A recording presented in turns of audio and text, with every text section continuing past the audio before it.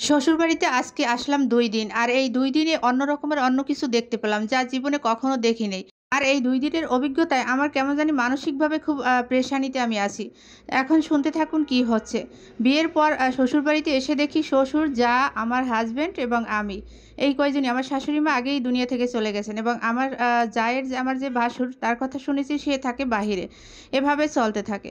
তো যাই হোক, ১ম দিন রাতে আমি তেমন একটা কাজ করিনি। পরবর্তী দিন রাতে আমার রাতের খাবার খেয়ে সবকিছু ধুয়ে আমি মানে ধোয়া মোছা করে ঘুমাতে যাব। সেই আগ মুহূর্তে দেখছি আমার জা একটা হাতে তেলের বোতল নিয়ে তারপর আমার শ্বশুরের রুমে যাচ্ছে।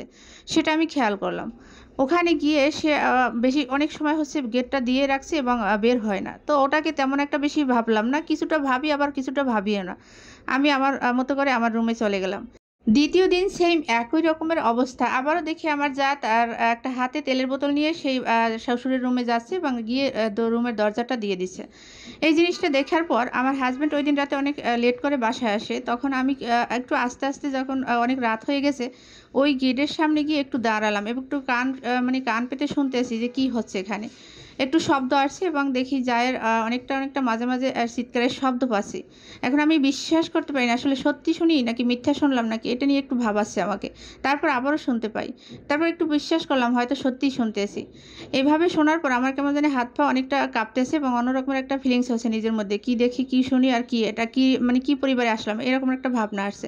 পরের দিন সকালবেলা যাকে জিজ্ঞেস করলাম, "আপনি ওই রুমে গিয়ে কি করছেন? শ্বশুরের রুমের দরজা দিয়ে তো বের হলেন না অনেক সময়। আর এখানে এত চিৎকারের শব্দ আসছে।" এটা বলার পর সে যেন কেমন করে মুখটা ফ্যাকাশে করলো এবং সে কথাটাকে উল্টিয়ে অন্য কথায় নিয়ে গেছে এবং এই কথাটাকে সে সম্পূর্ণ লুকিয়ে ফেলেছে। কিন্তু বিষয়টা কিছুটা হলেও বুঝতে পারি। যেহেতু একটু বড় হয়েছি, যেহেতু বিয়ে হয়েছে, কিছুটা একটু বুঝতে তো পেরেছি। তারপর তার কথাটা ওই রকমের হওয়ার পর আমি একটু মানে তা আবারও আগ্রহ করে জিজ্ঞেস করি। কিন্তু সে এ কথাটা কোনোভাবেই মানতে চায় না। সে বলে, "অনেক গরম লাগে, এত পেঁচাল ভালো লাগে না। তোমার মতো তুমি কাজ করে তারপর যাও।"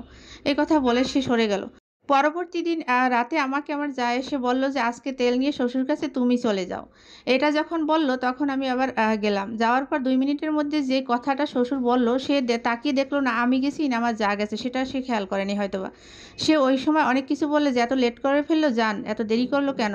আমি এতক্ষণ তোমার অপেক্ষা করতে, করতে।" তারপর এর মধ্যেই শ্বশুরমশাই তাকিয়ে দেখে আমাকে, নতুন বউ। এটা দেখে সে চমকে উঠল এবং সে অন্য রকমের একটা ফিলিংস হলো এবং সে কি বলবে না বলবে সে শরম পাচ্ছে। তখন আমি বললাম যে, "আসলে আপনার এই বয়সে আপনি এটা কি বলছেন এবং কাকে বলছেন? কি বলতে চাচ্ছেন?"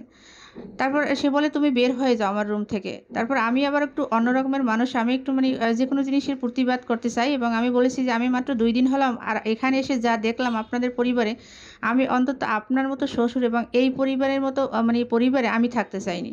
আপনাদের মতো পাপীদের পরিবারে থাকলে আমার ভবিষ্যৎ সবকিছু অন্ধকার হয়ে যাবে।" সো এই কথাটা বলে আমি বের হয়ে গেলাম।